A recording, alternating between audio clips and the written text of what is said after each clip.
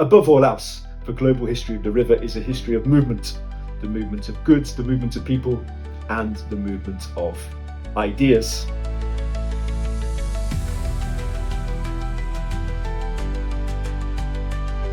The Hooghly has always connected, going right back to the pre-colonial age, Bengal with the rest of the world.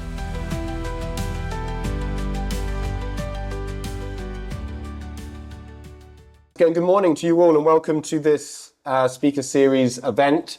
For those of you who don't know, my name is Bertie. I'm the Managing Director of Sampan Travel. We do tours around Myanmar, India and Bangladesh. And our Speaker Series events happen in all those locations as well as online. And what we try and do with these events is speak to experts in their field about a particular topic, which helps our participants learn more about the destinations we operate in, whether that's the history or what's going on today. So I'm really pleased to have with us today Robert Ivermee, who's joining us from Paris.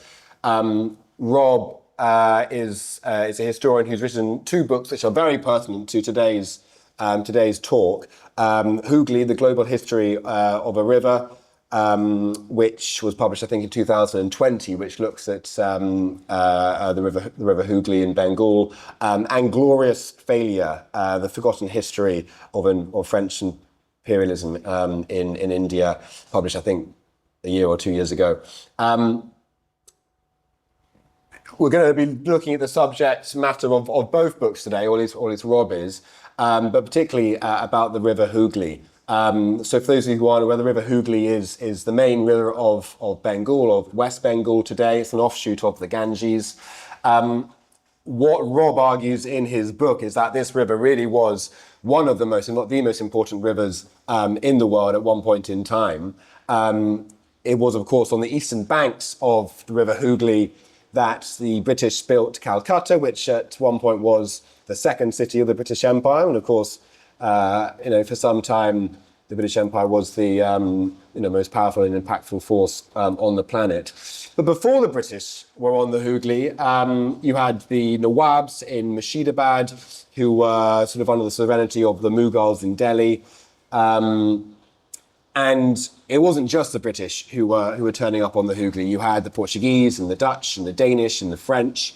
And in addition to the mercantile ambitions of these Europeans, they were also spreading ideas. There was a lot of missionary work going on to varying success, I think by the Danish mainly.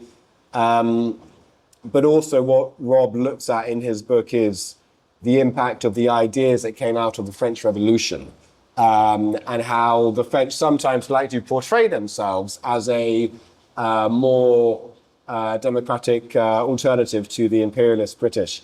And although the ideas of equality, liberty and fraternity didn't quite extend to the Indians, those ideas did percolate through Indian society and have an impact on the Bengal Renaissance, which came about in the 1700s, 1800s, 1900s, and wove their way into the Indian nationalist movement. So all this and more, Rob's going to be talking about over the next 40 minutes or so. The plan for today is that I'm going to stop speaking very shortly and hand over to Rob. Rob's going to do a 40-minute presentation thereabouts. After that, we'll have time for questions. Okay, so at that point, you can type your questions into the chat, or indeed put your microphone on and put your question directly to Rob.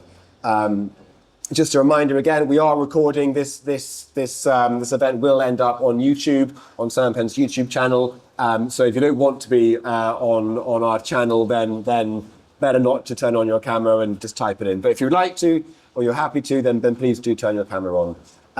Anyway, with that, if you're ready, Rob, I will hand over to you.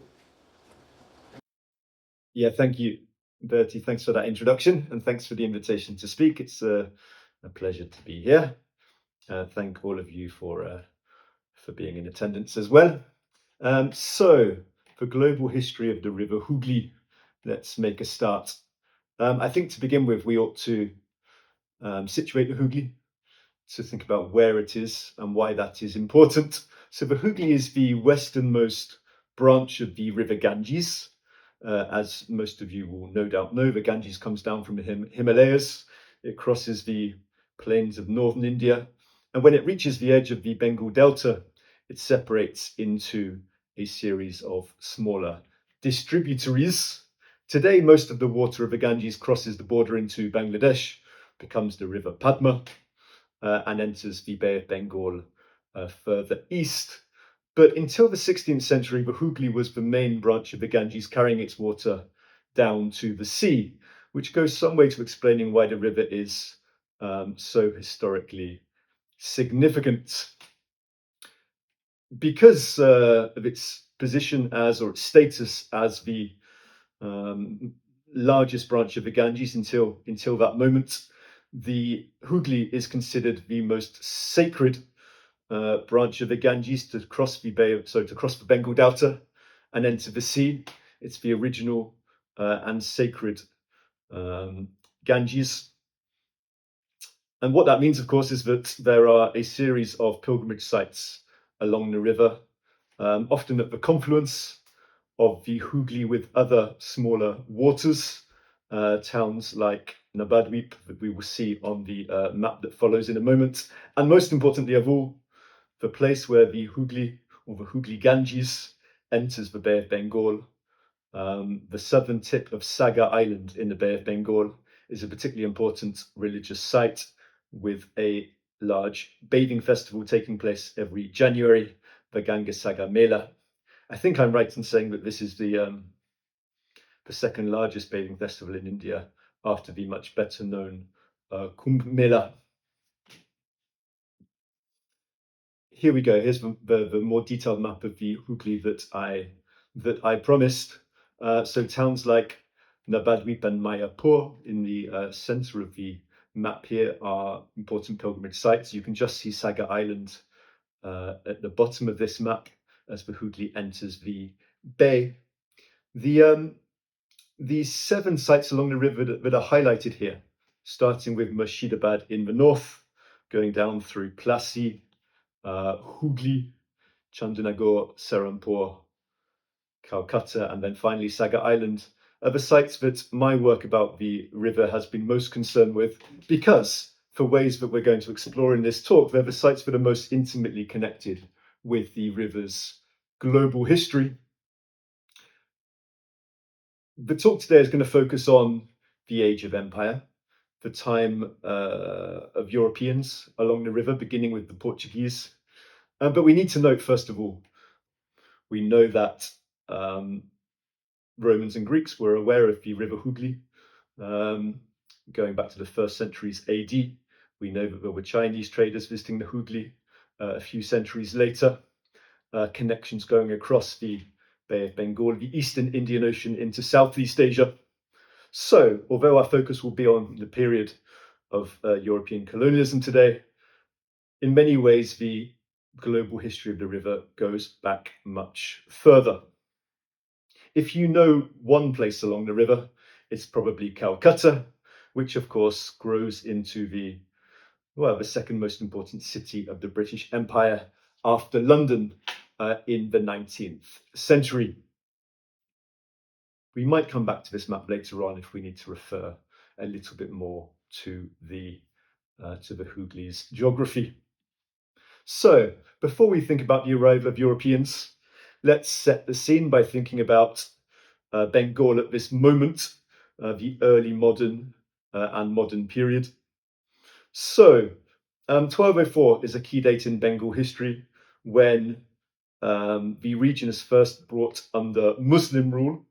This is a takeover of Bengal that takes place across northern India, indeed, with the establishment of the Delhi Sultanate. If we move the clock forward, in the 16th century, Bengal is incorporated into the Mughal Empire, which of course has been established primarily around the heartlands of Delhi, Agra, and Fatehpur Sikri in northern India.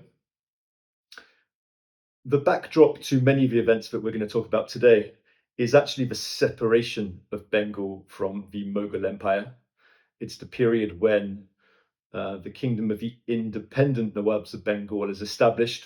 The key figure here is the one you can see here in this painting from the early 18th century, Murshid Quli Khan. So Murshid Quli Khan is the governor of Bengal, appointed by the last great Mughal emperor, Aurangzeb. But soon after the death of Aurangzeb in 1707, Murshid Quli Khan engineers the separation, the effective separation, the de facto separation of Bengal from the Mughal Empire, establishing an independent kingdom under his command. For the first few years after Aurangzeb's death, Murshid Quli Khan continues to remit revenues to Delhi and to recognize the symbolic authority of the Mughal emperors that follow. But to all intents and purposes, particularly after that remitting of revenue is stopped in about the year 1717, Bengal becomes independent. Symbolic of this new independence is the establishment of a new capital city for Bengal, the city of Murshidabad, on the banks of the River Hooghly. And for anybody who is visiting the Hooghly, Murshidabad is an essential stop. Most of the iconic buildings of Murshidabad date to a slightly later period, the final decades of the 18th century, and then the 19th century, the main palaces along the banks of the river.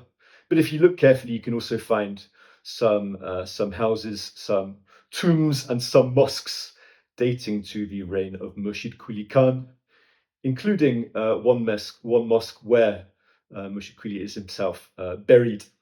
He's buried under the steps leading up to a mosque on the left bank of the Hooghly, which is usually interpreted by historians as a sign of his humility, that anybody visiting the mosque after his death would essentially walk over him, climbing the steps up to the mosque courtyard. Okay, we move on to the arrival of the first Europeans on the river. The first Europeans, like in many parts of the Indian Ocean, are the Portuguese. So the Portuguese arrive in India, I think in 1498. Goa, of course, on the west coast of India, becomes their main base. But from 1517 onwards, an annual trading expedition is sent by the Portuguese at Goa around the southern tip of India and to Bengal. The main attraction is the textiles, for which the Bengal region is renowned. After many years of sending this annual trading expedition, the Portuguese begin to realize that it would be far more practical to have a permanent base along the River Hooghly. And in 1579, they send a delegation from Bengal across northern India to the Mughal capital at Fatehpur Sikri, where they secure the permission of the Emperor Akbar to establish some sort of trading post or colony on the river. They choose a site which is given the name Hooghly after the river itself. They choose a site that is just about as far as ocean-going vessels can proceed up the river before it becomes too narrow and unnavigable. Portuguese Hooghly thrives for about 40 years before Akbar's grandson, Shah Jahan, sends an imperial army to, attack and expel the Portuguese. The dramatic scenes that you can see in this painting here are the Mughal siege of Hooghly in 1632. There are several reasons suggested for why Shah Jahan, unlike his grandfather Akbar, turns against the Portuguese at this moment. One is that the Portuguese have failed to support Shah Jahan in his struggle to succeed as Mughal emperor a few years earlier.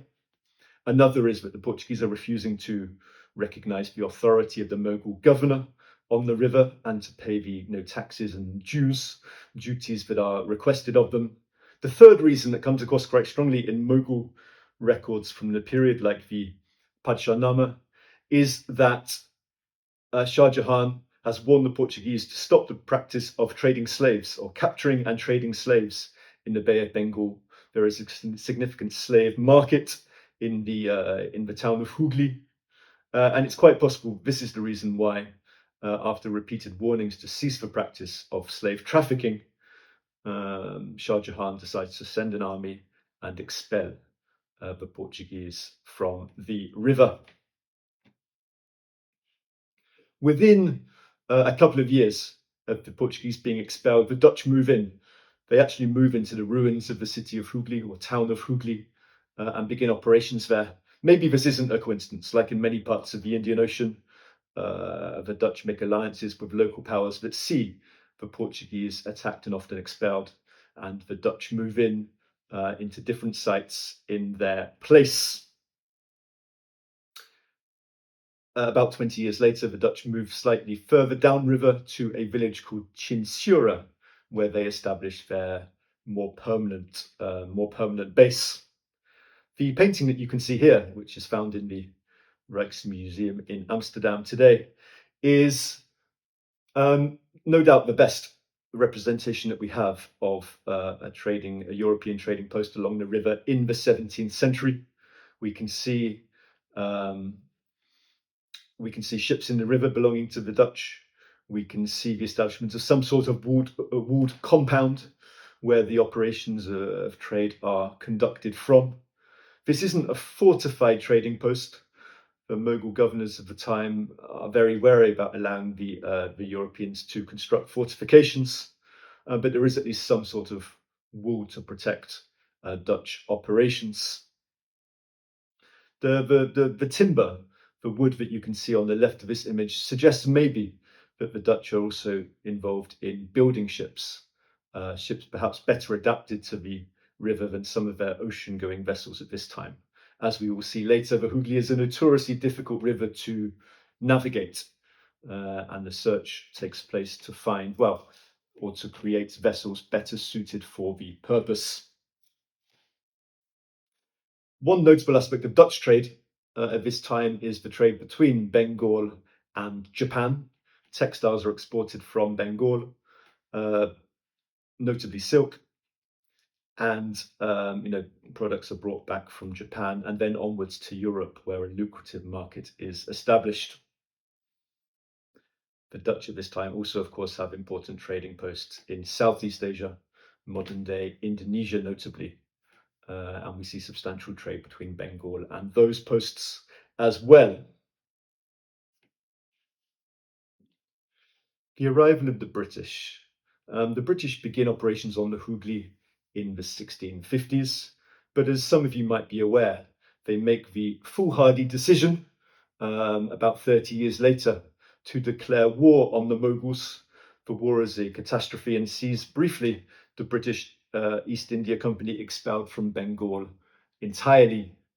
Frustration at the repeated demands for payment made by Mughal governors along the river is the main reason given for declaring this war in 1686, but it proves a disaster for the British, who are expelled from the Hooghly and only return in 1688 after seeking pardon from the Mughal Emperor Akbar.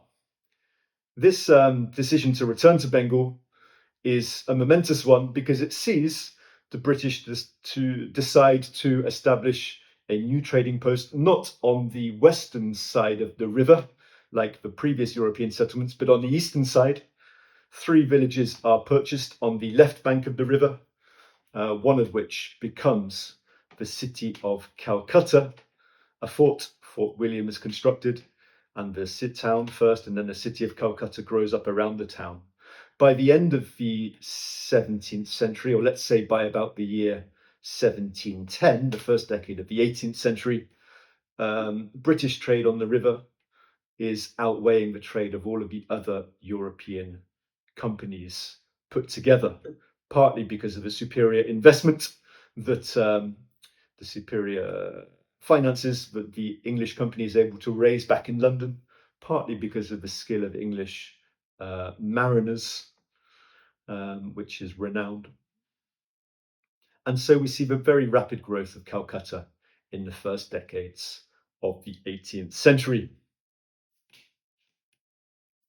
The final major European power to establish themselves along the River Hooghly are the French. And as Bertie mentioned in his introduction, in recent years, I've worked much more on the French presence in India, in Bengal, and also in southern India, around the important colony of Pondicherry. The first French East India Company, which dates back to the 1660s, is an economic failure. The company is wound up in about 1710, and it's replaced by a new Compagnie des Indes in the year 1719. It's in the 2 decades that follow the launch of this second Compagnie des Indes that we really begin to see the flourishing of French trade in India and across the Indian Ocean, and the flourishing of Chandernagore. There's a period in the 1730s where Chandernagore is beginning to rival Calcutta as an important site on the river.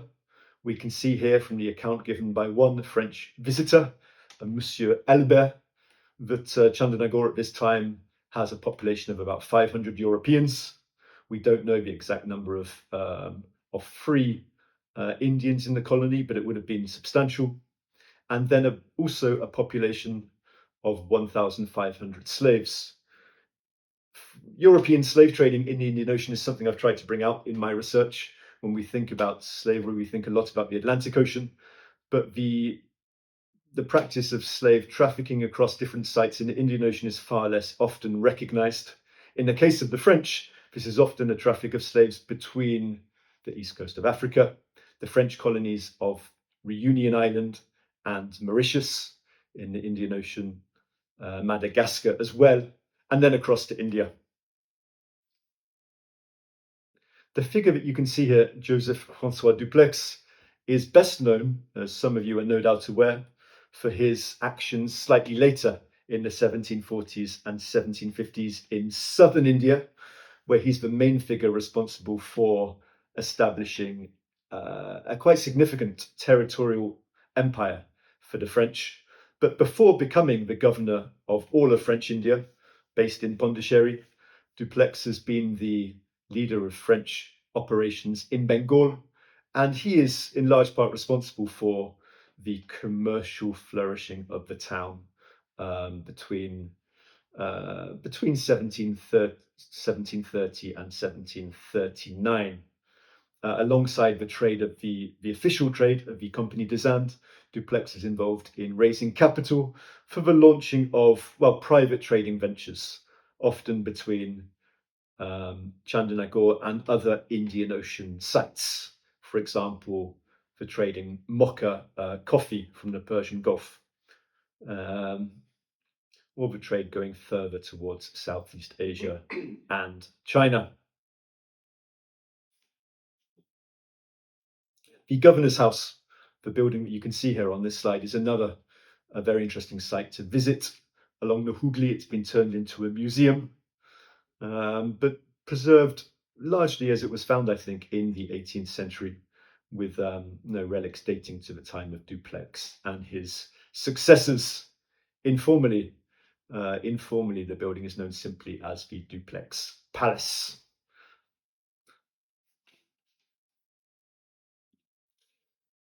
If there's one series of events that you are perhaps familiar with on the Hooghly in the 18th century already, it's probably the events of 1757. This is the moment when, of course, the British engineered the removal of the Nawab of Bengal, Siraj-ud-Dowlah, from power and establish, a succession of new Nawabs who were closely controlled in Siraj-ud-Dowlah's place. It's a moment when the British begin to establish their de facto rule over Bengal, beginning with the Battle of Plassey. A couple of months before the events at Plassey, within the context of the 7 Years' War, Great Britain has declared war on France and then captured Chandernagore from the French East India Company. So that takes place with the proceeding of several British ships up the River Hooghly, the bombarding of Chandernagore, and then its surrender in March 1757. the removal of the French and the capture of their colony on the Hooghly is very much the first step, preceding the removal of Siraj-ud-Dowlah from power 3 months later. I'm not going to talk too much more about those events because, as I say, they are probably events that you are at least to some degree familiar with, but they very much lay the groundwork for the British takeover of Bengal, which is confirmed by 1765. Now, I'm conscious that most of what I've said so far about the global history of the River Hooghly is about conflict. It's about competition between the different European presences on the river. It's about conflict at various points in time with the Mughal governors of the province and their successors, the Nawabs of Bengal. But in the next few slides, I'd like to focus on some other big themes in the global history of the river. The first is cross-cultural exchange. The Hooghly is a site of remarkable exchanges between people from different nations, religions, and cultures in this period. It's the site of remarkable fusions or syncretisms. A good example is the way in which Hindus and Muslims live alongside each other along the banks of the river, the way in which they develop local syncretic practices that actually call into question the very categories Hindu and Muslim. For example, it's well known that many Muslims in the 18th century consider the waters of the Hooghly Ganges to be sacred in the same way that many Hindus do. It's well known that there are many Hindus serving in important positions within the state apparatus of the Kingdom of the Nawabs of Bengal. It's well known that one of the richest and most influential families in Murshidabad at this time is the Jagat Seth family of bankers who come from a Rajasthani Hindu background. If we move forward slightly to the end of the 18th century, the arrival of British missionaries is another moment when we see examples of these exchanges and fusions. There is a British Baptist mission established in the town of Serampore on the River Hooghly, which is actually a small colony belonging to the Danish who arrive in Bengal early in that century. At this time, the British East India Company is very wary of allowing Christian missionaries to operate in its territories. The British fear, or at least the authorities of the East India Company fear, that missionary activity will disrupt trade. It will potentially disrupt the political stability of Bengal and provoke local opposition. And so this group of British Baptist missionaries who arrive in Bengal in the 1790s essentially take refuge or political asylum in the Danish colony of Serampore, where they are much more welcome. The Serampore mission, which lasts for about 30 years from this point onwards, is extremely important for several reasons. The Baptist missionaries established one of Bengal's first printing presses. They go on to translate the Bible and other texts into a vast array of different Indian languages. So we see some of the earliest printed material being produced in Bengali, for example. Those missionaries are also studying Hindu, well, what they would call Hindu scriptures, quite a Christian way of understanding the Hindu tradition. They are writing commentaries about the Hindu texts and so on. The baptism of the first Bengali convert of the mission, a person called Krishnapal, in the year 1800, is symbolically very important. It represents the moment when the Baptists begin to believe that they are having success with their evangelizing efforts in Bengal. But this success provokes some opposition. It provokes some very interesting dialogues with influential Bengali figures, including the guy that you can see here, Rammohun Roy. Rammohun Roy is very interesting because he represents, perhaps more than anybody else, the kind of syncretism of Bengal at this moment in time. He's a figure who speaks Bengali, reads Sanskrit, reads and speaks Persian as well. Persian, of course, being the language of the Muslim elites of Bengal, first the Mughals and then the Nawabs. He learns to read and speak English as well, and launches into a really interesting set of exchanges with the Baptist mission. Rammohun Roy, on the one hand, is very critical of the Baptist mission. He questions the supposed rationality of the Christian faith. But on the other hand, he appears to accept, at least in part, some of the Baptist criticisms of his original Hindu faith. And what he does over time is develop an influential Bengali Hindu movement that essentially makes the argument that Hinduism is a monotheistic faith, that it is a rational faith that is entirely compatible with modern science, for example. The Brahmo Samaj grows into one of the most important Hindu reform movements of the 19th century. It's a really good example of how ideas taken from the West are engaged with, they are discussed, they are partly accepted, but also partly rejected, so that aspects of a person's, well, traditional upbringing and set of beliefs can be protected against foreign or colonial attack. All right, in the interest of time, I will move on. There are two other big themes related to the river's global history that I'd like to flag up before we start drawing to a close. The impact of new technologies along the River Hooghly. I've mentioned the printing press. By the early 19th century, the printing press is transforming Bengali society. Bengal develops a remarkable print culture across multiple languages.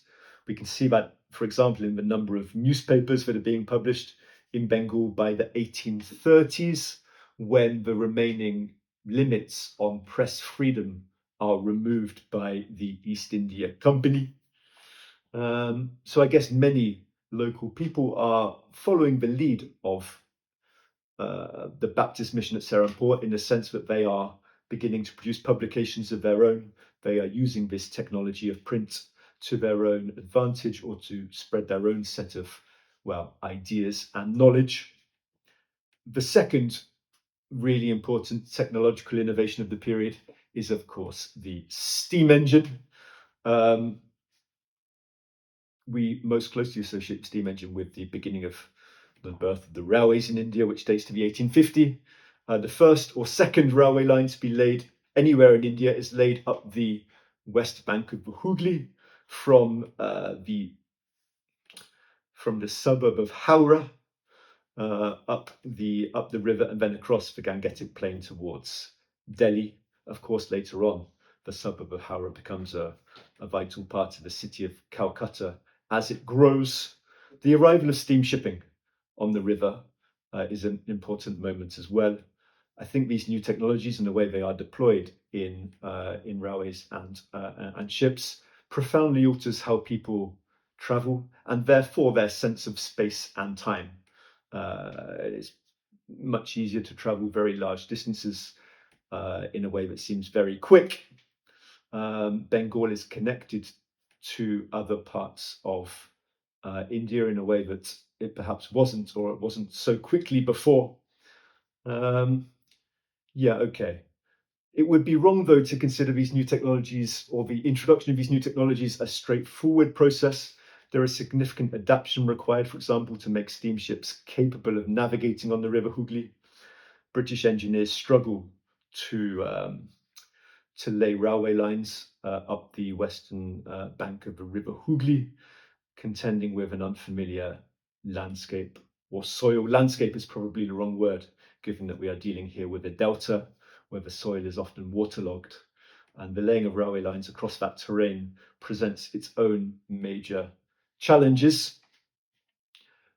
I suggest in my work about the Hooghly that over time the relationship of people to the river itself is transformed. So if we take a step back in time for a moment, the Hooghly has always been a notoriously difficult river to navigate. The British, from almost the beginning, from the late 17th century, maintain a river pilot service. So a group of people whose job it is to guide ships up the river from the river mouth towards Calcutta. The idea being that local knowledge of the river is essential to being able to navigate it safely.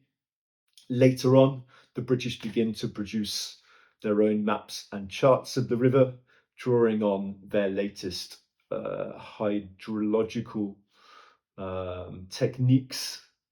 British engineers, by the final decades of the 18th century, are beginning to intervene in the river to try to make it more navigable, to improve the river in various ways. Improve is the term that those engineers use themselves. So, for example, we see the first embankments being constructed along the river to deepen certain currents.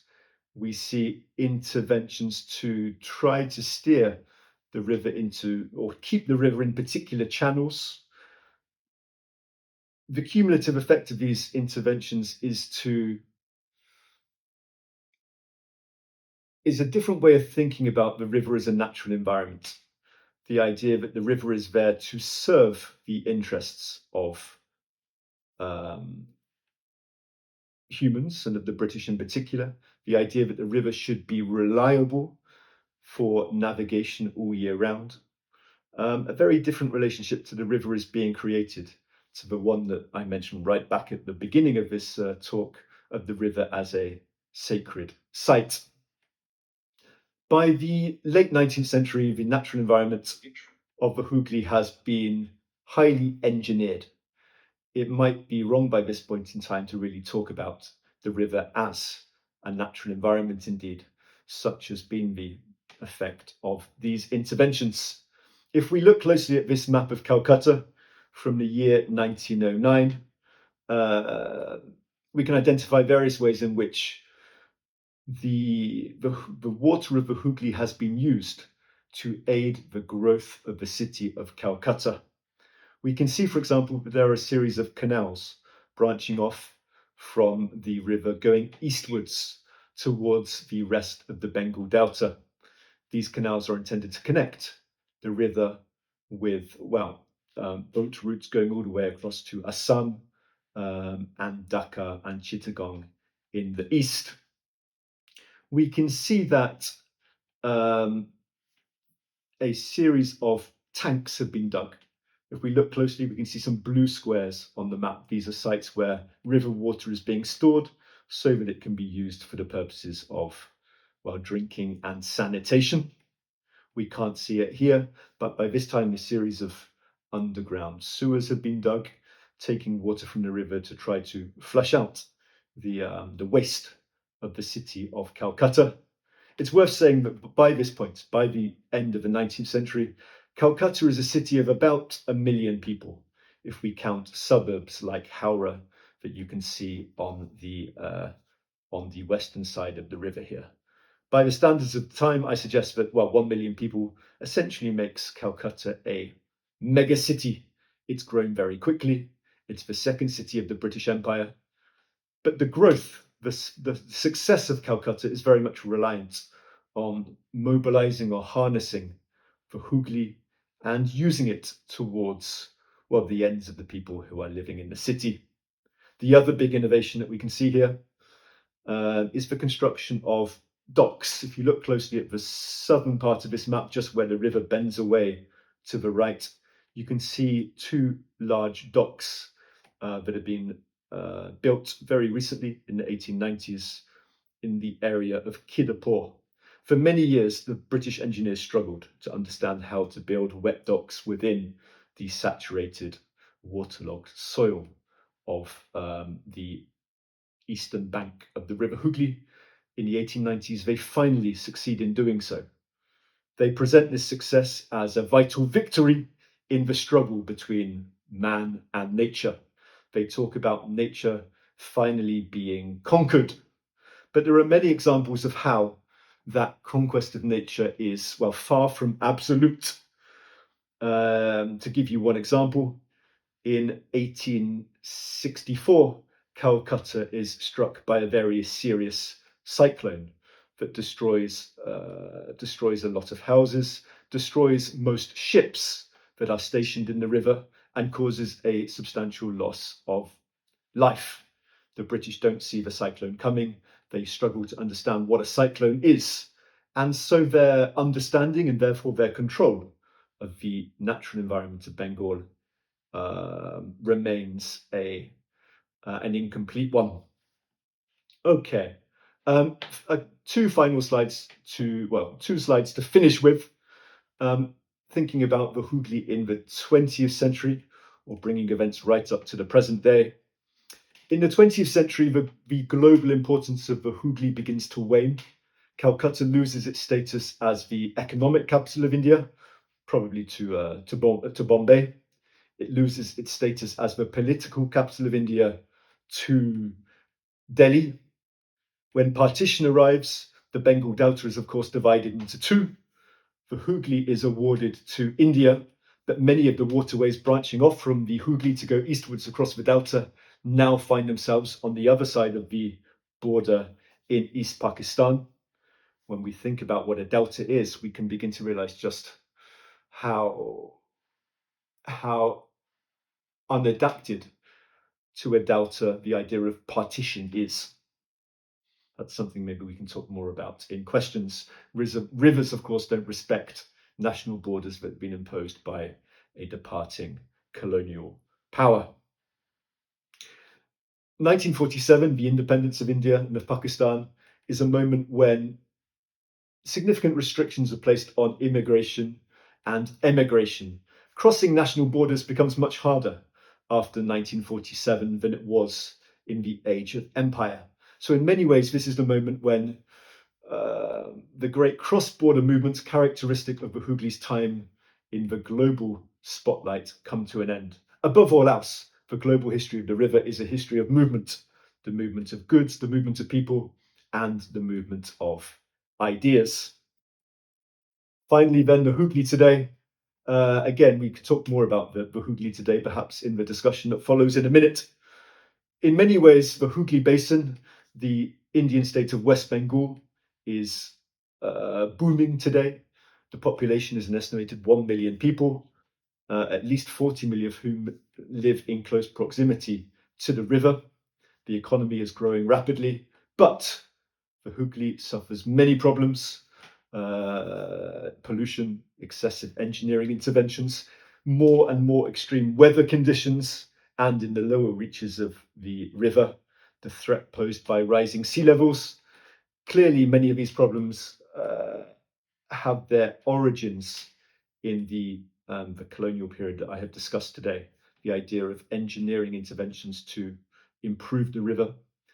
Many of these problems are linked, of course, to, well, global climate change and the climate crisis, the increasing frequency and severity of cyclones, and the impact they're having on lower parts of the Bengal Delta, or indeed, as I've mentioned, the rising sea levels, and how certain islands in the River Hooghly are disappearing under the level of the rising seas and may cease to exist in the, well, quite close future. I'll stop there, but some of those themes we could develop when we speak more. Brilliant. Thank you, Rob. Fascinating. Well, look, everyone, we do have about 10 minutes for questions. So please do put those questions into the chat if you like, or you're also welcome to simply turn on your mic and put your question directly to Rob. I will just start.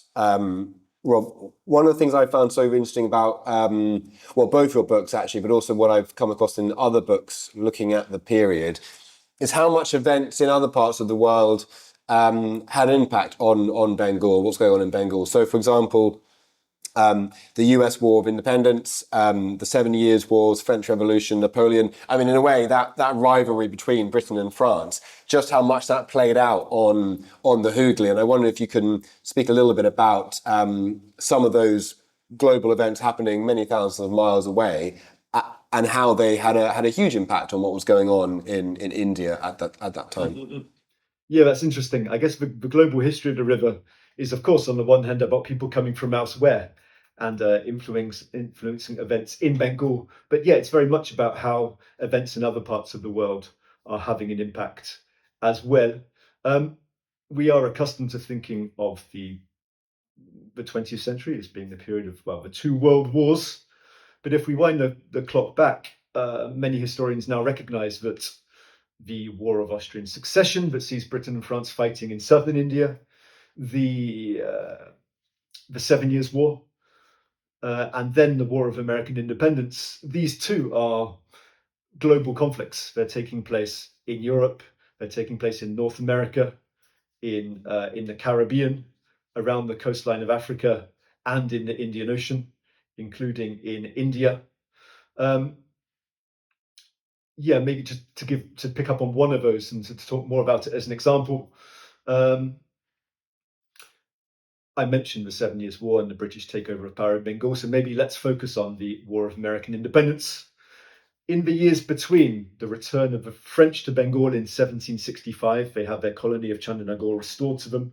In the years that follow, the French on the Hooghly tried to form alliances with local powers that might take on the British and eventually see them expelled from the province. So we see the French governor of Chandernagore in the 1760s and 70s, a guy called Jean-Baptiste Chevalier, trying to form alliances with the different Maratha courts of northern India, with the dispossessed Mughal emperor Shah Alam, and with others who have essentially come off or been defeated by the British in 1765.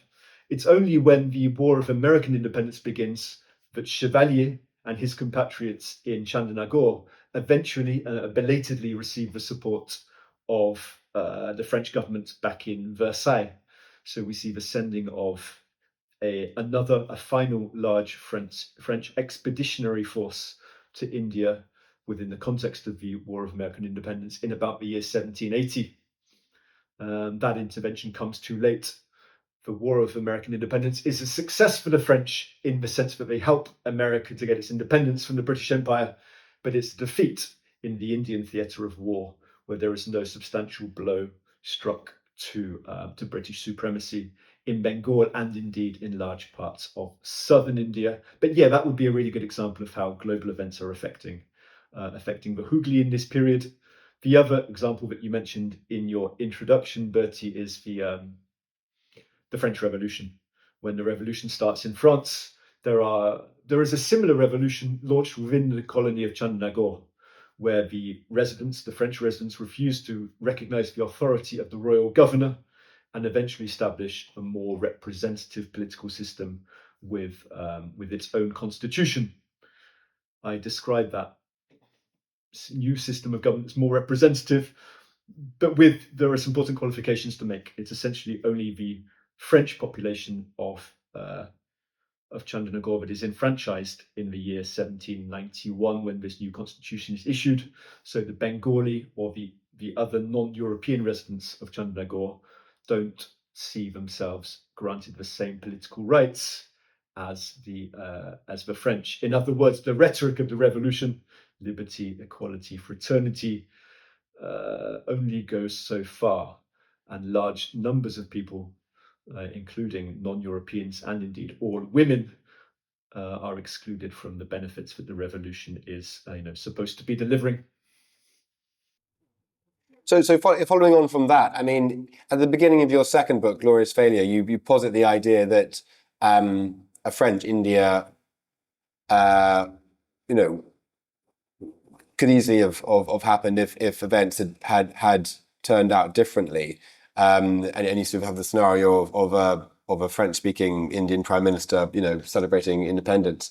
I wonder how different you think a French India would have been in terms of system of governance to what actually British India looked like.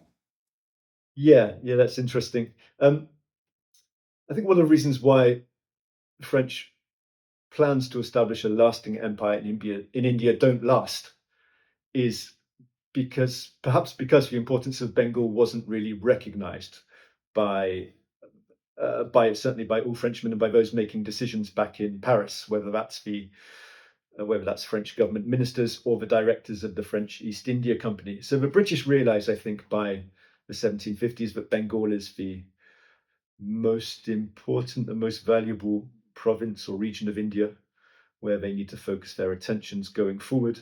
There are some French figures, I think, like Joseph Francois Dupleix, who realize that. But for others, southern India and Pondicherry is prioritized, and the long-term effect of that is probably, a damaging one for French ambitions. If the French had succeeded in establishing a lasting empire in India, it's difficult to say. On the one hand, well, clearly the trajectories of France and the United Kingdom in the 19th and 20th centuries are very different. France develops, a republican tradition where, of course, the UK remains a monarchy. France ultimately adopts a secular state where the UK maintains a close relationship between church and state. It's quite possible, I suppose, that India under French rule would have gone down a similar direction towards a more republican system of government and towards the exclusion of religion from the public sphere. But there's, again, one major qualification, which is that when we look at events in other parts of the French Empire in the 19th and 20th centuries, there is always a big gap between policies and approaches taken in France and policies and approaches taken in other parts of the French Empire, where there is far more reluctance to accord the same rights of citizenship that people back in France have themselves. Okay, I do have more questions. Those on the line, do please just pipe up if you have any questions. Otherwise, I'll just keep going because I do have a few. But sorry, on that note, actually, Rob, I've been reading a bit of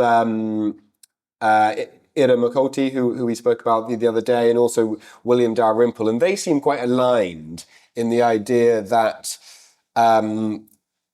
in sort of largely blaming evangelical Christians from Britain as opposed to British officials en masse as being sort of largely responsible for this divergence between Brits and Indians certainly in the second half of British presence in India. And that sort of dogmatic moral superiority that came with those evangelical Christians was largely responsible for preventing a more perhaps positive European presence in the subcontinent. I wonder if you would blame that particular section of British society in India as much as they seem to.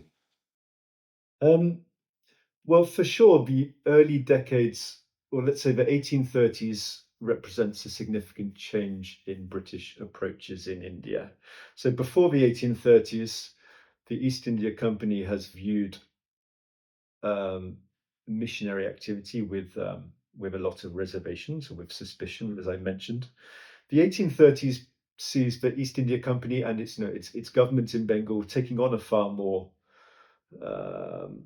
missionary style approach, beginning to found schools and colleges, beginning to adopt this sense of moral or civilizational superiority. This is a moment when, I guess the cosmopolitanism of early empire is replaced by something that's more hierarchical, more divided along racial lines between the European population and the rest. The interesting thing is that moment of reformism, that moment of a colonial civilizing mission in Bengal, it doesn't really last very long. I think it probably only lasts from about the 1830s to the moment of the Great Indian Rebellion in 1857. And by the 1860s, 1870s, we see the British again far more reluctant to try to intervene to transform Bengal, whether that's through spreading Christianity or spreading the English language and education and so on. And and new kinds of justifications for empire begin to emerge. For example, the idea that the British are there to protect India and its traditions, that they are there to prevent conflict between the different populations of India, notably between Hindus and Muslims. So the rhetoric by the end of the 19th century is very different to the rhetoric that we saw in the 1830s. I'm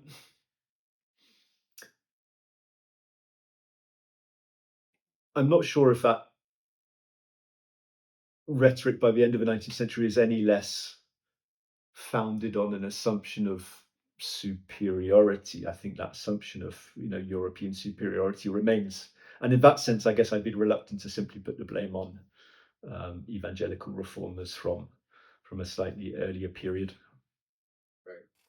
Brilliant, fascinating. Well, look, thank you so much, Rob. We are going to slowly draw to a close, but before you all go, I'm just going to share my screen, and if you can stop sharing yours, Rob. As some of you are aware, Rob will be joining us in Bengal on the Hooghly in November this year.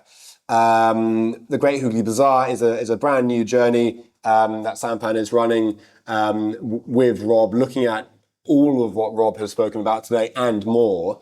It's the first time we're doing this particular tour, and it's the only time we'll do it just like this, because the collection of historians and writers we've got joining us are unique to this year's excursion. So these are the dates. We will send you the details anyway in a follow-up email after this event.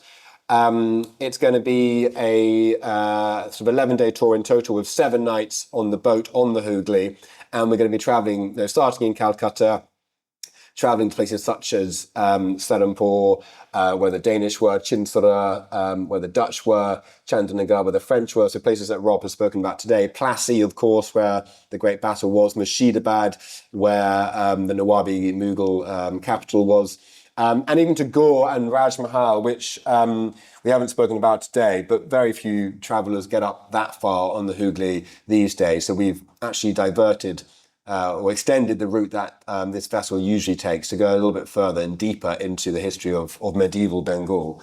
It's going to be a super interesting 11 days.